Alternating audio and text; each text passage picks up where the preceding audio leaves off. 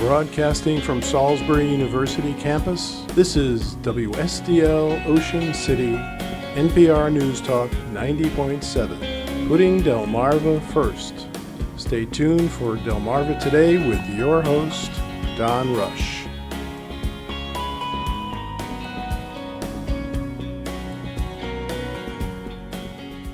Mayor Jake Day will be deploying to Africa. Welcome to Delmarva Today. This is Don Rush. Mayor Jake Day this week departs with the 110th Information Operations Battalion of the Maryland National Guard. For the last 2.5 months, it has been a bit lonely at City Hall with his staff working remotely from home. During his time in office, he's been confronted with the coronavirus pandemic and the economic downturn that has ensued. Meanwhile, the nation has been shaken by protests across the country in the wake of the death of George Floyd, an African-American man who died at the hands of a white police officer. And we have Jake on the phone this morning. Welcome to the program. Good morning, Don. Thanks for having me. So let's start out first with what's been riveting the nation, which has been the death of George Floyd. First of all, what was your reaction when you saw particularly that video and how the police conducted themselves? Well, I think it's hard for any person not to look at that video and put themselves in the shoes of George Floyd, and to imagine those minutes passing and thinking, I want to see my children, I want to get up, I want to breathe. It's painful. It's devastatingly painful to watch, and for too many African Americans in this country, I'm certain they watched that with not only that sense of putting themselves in George Floyd's shoes, but with the sense that they could have easily been in George Floyd's shoes. So painful. The second feeling I had was, we're not Minneapolis, right? This isn't us. We're a different place. We're a healthier place. I've followed for years friends in Minneapolis government. I've watched the struggles that they've had with their police department for many years. But I still think that's the wrong reaction. And my ensuing reaction was, wait a minute, we're all Minneapolis right now, and this could happen anywhere. One person's decision to put their knee on someone's back for 9 minutes can cause another person's death, and then suddenly we're in a situation like Minneapolis. So we absolutely have to reflect deeply. We have to look closely at every policy, at every facet of our institutions, and you better believe that we're undertaking that effort as we speak. What do you think it says about the relationship between the police officers on the one hand and minority communities, particularly on the other? Well, I think police and minority community relations have been broken for a long time. But there was a time in the 80s and 90s growing up in this community where I felt, everything's just going to continue to get better. I grew up in a household that insisted upon every human being treated equally, and that was the only way, and that we would all get there eventually, right? And I think we see now that we've fallen into darker times, or perhaps they were never as good as they seemed. So what does it say? It says that trust is broken, and I believe that we've got to work on rebuilding that. I announced a plan earlier last month to rebuild trust in our police agency here, and it's a constant and ongoing effort. And there are many people who wear the badge who deserve trust, but there are others still who erode trust in the entire institution through their actions, as evidenced in Minneapolis. Describe those efforts or that plan that you have. Yeah, it's a multifaceted plan. It includes creating new and anonymous pathways to lodging complaints on interactions with the police, so on behavior of police officers. It announced a reintroduction of our police citizens academy, our citizens police academy, which I think we're looking at some alternative ways of implementing that, different from other communities, but really to show the community what it's like to walk in an officer's shoes, and to show the officers what it's like to walk in community members' shoes. And then it includes things like a full investigation of our property room. That's an ongoing effort. We're bringing in outside forensic auditors to assist in that. And then ultimately it stands up a criminal justice reform task force, inviting the community to sit at the table with officers and leaders in our police agencies and to say, what can we do better? How can we ensure that we are not the next Minneapolis? How can we ensure that trust is deep here in this community and repair any that's been lost over the last few years? By the way, incidents like these with the police, do they highlight for many people the inequities in general within the community? That is to say, we focus in on a particular incident and we focus on a particular issue, which is police-community relations, but it does seem to me that it also lays bare, as it were, people's feelings about the racial inequities that we have in society.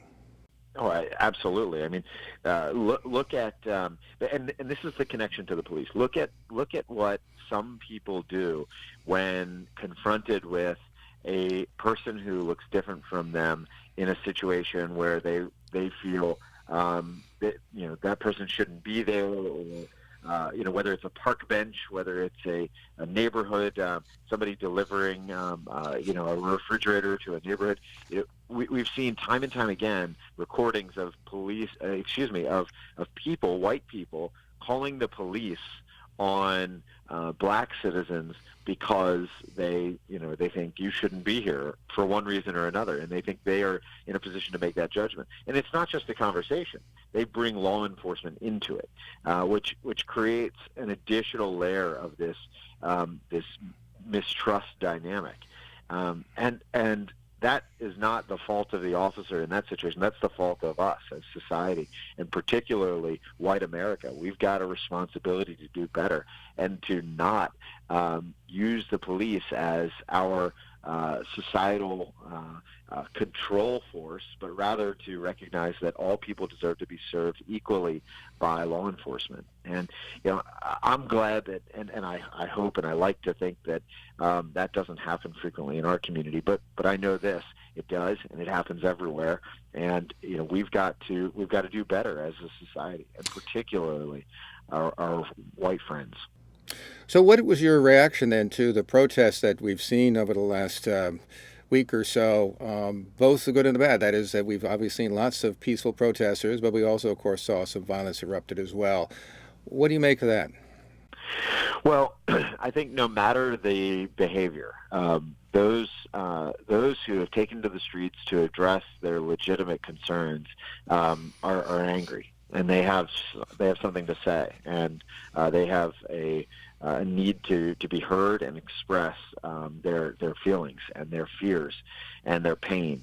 And sometimes that takes productive and unproductive turns. But I know this: there's also people that are wanting to delegitimize the protests by trying to make them violent. And again, some of that violence is rooted in not knowing how to express this pain. Some of that violence is intentionally being done to delegitimize the very, very legitimate frustrations being expressed on the street by peaceful protesters. So what I see is, and what I've seen in Salisbury is a grief, an expression of grief, and I totally understand it. In D.C. on Saturday night, I stayed up there with my family, and I watched. I came out of our hotel in the morning, and the windows on the businesses across the street were all smashed out. And it was stunning at first, but again, I think people just don't know how to express this frustration with a system that seems to be working against them. Finally, along these lines, how do you assess leadership and its reaction, from the White House on down? I watched video of the tear gassing of members of the congregation at the church near the White House, where the president took his picture with the Bible. That's obviously concerning. I've watched leaders get on television and say, we should be sending in the military and sending a strong message. And I get it. I do. That we want order in society. But in order to get back to order, I think we need leaders to be saying, I hear you, I want to sit with you, and I want to make changes. And that's important. That's what's got to happen right now. That's what our chief is going to be doing. That's what our city administrator is going to be doing over the next coming months. So rest assured, we hear people in their pain, and we want to help. Just briefly, because you're a member of the National Guard, what do you make of this urging of the U.S. military to be used, and how do you assess how various governors have utilized their National Guards? Well, I've been able to talk to some of my friends who have been called to state active duty locally, and they're essentially in a posture of we're here if we're needed. When I went to Baltimore, I got called to state active duty in Baltimore in 2015 after the Freddie Gray death and the riots that ensued. What I saw there was some violence, some frustration, but I also saw a lot of healing happening before my eyes, and I saw conversations between older citizens, younger citizens. I saw conversations between black people and white people, and I was actually impressed by Baltimore and how they healed after that expression of frustration. So I know what those guys are feeling. They're waiting. They're anxious. They're not sure what's in front of them. But again, I would tell them, keep your ears open, keep your eyes open. You can learn a lot while you're there. And to not be with them, I've got other responsibility. The Army and Air National Guard both wears dual hats. We serve our national commitment to protecting this country, as well as the occasional calling up for state duty to support our community. So I understand the dual hat, and I wish them well in their service, and I hope that they can remain in that posture of waiting, and hopefully they're not needed. In terms of the coronavirus, how do you assess where we are in terms of reopening and in terms of the virus itself, which has taken its toll both economically but also in terms of just sheer lives? Well, Don, there's a dichotomy here as well. I am incredibly happy and proud that we have put forth a bold plan to help our economy and to help individuals and families that were hurt by the impact on our economy to get back to normal. I'm proud that we just had 2 24-hour periods with no new cases. This is the first time since the beginning of March where that's happened in Wycomico County. So we're making progress. At the same time, a friend of mine and a former employee just passed from the virus. So we're not out of the woods, and people are still going to get sick, and people are still going to die. And we have to, as we reopen, we have to do so cautiously because recklessness will lead to this virus coming back strong. Well, in terms of your own loss, without necessarily getting into names, but what kind of impact does that have? I mean, it's different to lose somebody to, say, some traffic accident or so on, but with this virus, which can be pretty vicious, what sense did you get about your own personal reaction to that passing and the people around him? Well, the stories that I keep hearing are incredibly sad of people who have lost family members, this instance and others, because they're lonely. They're lonely stories. I mean, this This is a respiratory and upper respiratory illness which attacks the lungs. It causes people to experience pneumonia and symptoms like that, which include sensations of drowning. Think about how awful that sounds, and then imagine going through it with your family not being allowed to be in the hospital room with you. It's horrifying. None of us should go like that. And so, as a leader, it reminds us all how seriously we have to take this sort of thing, and that we want to balance minimizing the economic damage, but we have to, as our first order, we have to protect people's lives. And I think we've done precisely that. That's been the balance. That's been where our priorities are, and I think it needs to remain that way as we hopefully come out of the worst of this crisis. I know some physicians and nurses I've talked to fear that with even the partial reopening, we're going to see more people socializing, and that we should see perhaps an uptick in the virus, to say nothing about the possibility, of course, of a second wave, particularly if there's any kind of mutation of the virus itself. Are you concerned about that? And is it possible we may have to roll back some of what we've done if it does spark back? I trust our health officials, and if they're saying that they're concerned, then I'm concerned. And so, yes, I'm concerned that we would have to roll back some of the openings, and I do think our governor has said he would do just that if he needs to. So people should be prepared for the consequences if they're careless. But I also think that we've got to implement some of these things with some with a look at the science and a look at the common sense, which says when we've seen mass outbreaks, it's been in nursing homes, it's been through churches, it's been through certain closed quarter spaces where people are sharing the same air over and over again, flights, airlines. It's not been because of outdoor dining. It's not been because of outdoor yoga. Some of these things, or even I think low density retail. I would say some of those restrictions, lifting them, it made sense, and I don't know that lifting those things will cause, and I don't believe they will cause, an increase. What I think could is if people start to think that it's over and stop taking precautions, stop using masks, stop using distancing. That's where my concern lies. But again, yes, if our public health officials are concerned that this could rebound, I am too. By the way, how do you assess the poultry industry in all of this? I know there was certainly an outbreak, particularly in Sussex County. There was an uptick. They haven't determined whether it was the plants themselves or people living together.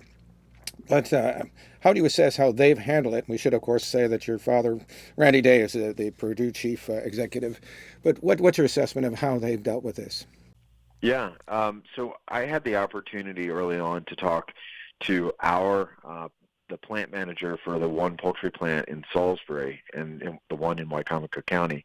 And, pretty early on, they needed to and identified the need to take aggressive action. And they did just that, and I'm very grateful that they did. I think they kept us from having a worse situation than Sussex County or similar to Sussex County or Accomack County, or even Caroline County, where the numbers are incredibly high in terms of their population. We saw, as a result of that, I think they were able to keep it down to the low 50s of the total number of poultry workers in a plant that employs 750 plus. The vast majority never got sick. I'm very grateful for that. I do know that the same cannot be said for not only the poultry plants in Sussex County and Accomack County, but also those who were connected to them. So family members. It spread rapidly into the second and third rings of family of those workers, and that's where many of the illnesses in our region came from. So concerning, yes. It sounds as if we're finally starting to see that tide turn. Even in Accomack and in Sussex counties, that tide is turning, and hopefully we'll continue to see progress on that front. How much economic damage do you think this has done to the Salisbury area and the efforts that the city has put forward in terms of relief for renters and tax credits for first responders and so on? How effective has that been, and what kind of damage do you think there's been? I think the damage is ongoing. I think we're still in the period of economic damage occurring. We need federal assistance. The things that we can do locally are minor in comparison to the federal assistance that we need, and not just stimulus for individuals, but real relief for the burdens of mortgages and rents and delays in payments, as well as support for businesses. I mean, that first round came and went, and frankly, it wasn't enough. Not to mention slow unemployment systems, slow PPP and business loan and grant programs. We've got to get those dollars out there, or else the damage is going to be compounded over time. I think the only upside is that every time there has been a survey in our community in the last few weeks of the businesses, every time that they have been asked how they feel, they say they are feeling incredibly optimistic that when we get out of this thing, the demand will be there, the consumer confidence will return, and there will be support for their businesses.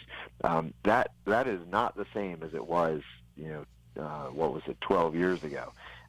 Everyone knew consumer confidence was weak. Everyone knew demand was gone. Everyone knew nobody was buying, nobody was shopping, and everyone was fearful. And to hear that people continue to believe that, no, Salisbury's going to thrive on the other side of this, it makes me believe the same. They know better about their business than I do, and I'm hopeful based on their confidence. Do you think there will be some businesses that just will not be able to survive? I mean, even under the limited reopenings and the phasing and so on and so forth that we're going through? I do. I think especially national retailers. I think national retail continues to experience an upheaval, not only because of this, but because of Amazon and other large online retailers.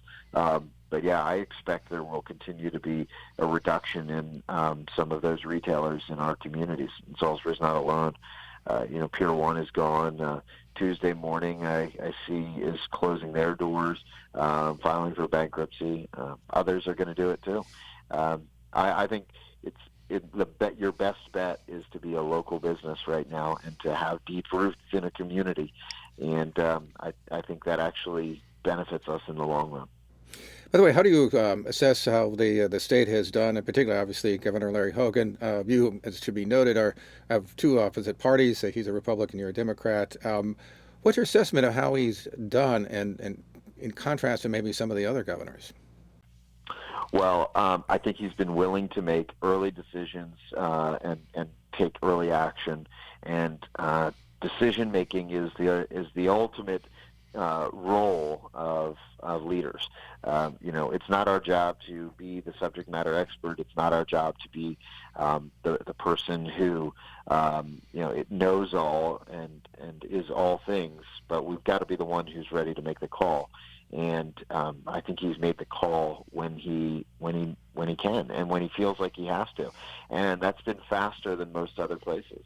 So I think he's done a great job. I think he has certainly angered some of the far right parts of his base or of his party's base, and he hasn't cared. I'm sure there's some part of him that's doing the political math that says, I've lost this or lost that, but at the end of the day, he said, my first duty is to the life and safety of my constituents, and so I'm going to make tough calls.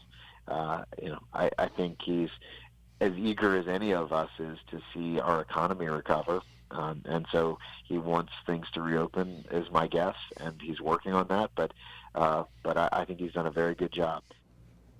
So now you're going to be gone for about, I guess, about 10 months or so. How is the city going to get along without you? Just fine. It'll be fine. Is that good news or bad? I don't know. Go ahead. You're right. Yeah, I may get back and they say, "Well, we didn't really miss you that much. Everything's fine." No, but I think one of the responsibilities of leaders is to build a team that can survive without them and succeed without them. And so I've tried to build that team. I believe we've got it, and I believe they're going to prove that while I'm away. Julia Glanz, our city administrator, will have the powers of the mayor while I'm away. Julia has been there in the mayor's office since I was city council president. She's been there as assistant city administrator and now as city administrator.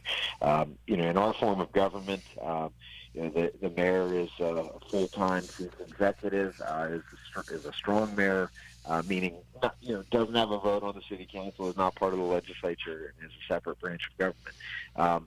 But the chief operating officer, essentially, the city administrator, manages the day-to-day of the city. And so there's no change on that front. The biggest change, I think, will be that she's going to have to take on some of the, the public roles of the mayor. And I don't mean just talking to the press or, showing up to community meetings and things like that. But we have a responsibility to clarify the vision, to communicate, to build trust, to reassure, and that's my job. And while I'm away, she's going to have to step into that role as well. Do you expect that the council president, Jack Heath, will have a greater presence in all of this? I have asked him to, and I think he will. So I think our 5 council members, who are representatives of the people, will continue to do a great job representing the people, and I think Jack will definitely take an increased role in being the face of that. What kind of immediate issues do you think they're going to have to be dealing with while you're gone? Well, I think the issues we've talked about. It's going to be primarily talking about building trust in our communities. It's going to be responding to the needs of our African American neighbors, our brothers and sisters. It's going to be continuing to figure out how to best help the economy to reopen while protecting public health. These are weighty, heavy times, and it's not as if I'm walking out for 10, 11 months and saying, hey, if anything comes up, call me. We're in the middle of it right now, and luckily, with our communications rhythm of our weekly coronavirus recovery task force calls, our coordination of the region's elected officials, and the daily 5 o'clock broadcast that we do, I think people are going to easily adapt to Jack and Julia being right there and representing the city, and I don't think it's going to be a stretch for them at all. Are they going to be in contact with you at all, or are you going to be out of touch? I don't know. We'll see. I really don't know. So I'm going to do my best. Whatever's possible, I'll do. But I also, I'm going to focus on my job while I'm there, and I'm going to have a commander and a team not to let down over there. So I'm going to make sure that I do a good job while I'm doing that job, and when I get back, I'll slide right back into this job. And I'm going to trust that they're doing this job well while I'm going. So I'm going to try not to meddle too much and, not to get into their affairs. But tell me just briefly, so where are you going? Yeah, I'm going to the Horn of Africa region, which is 12 countries. I suspect that I'll be in countries such as Somalia, Djibouti, South Sudan, Uganda, Kenya. But, it could be any of those countries. So we operate over a 2.4 million square mile, 12-country region, and our focus is on violent extremist organizations, namely Al-Shabaab and ISIS. We've been speaking with Salisbury Mayor Jake Day. He's departing this week with the 110th Information Operations Battalion of the Maryland National Guard, and he'll be gone for about 10 months, and then we'll return. And you stay safe, and we'll check back with you when you return. Thank you so much, and I look forward to jumping back on with you as soon as I can. There you go. This has been Delmarva Today. I'm Don Rush. Thanks for listening.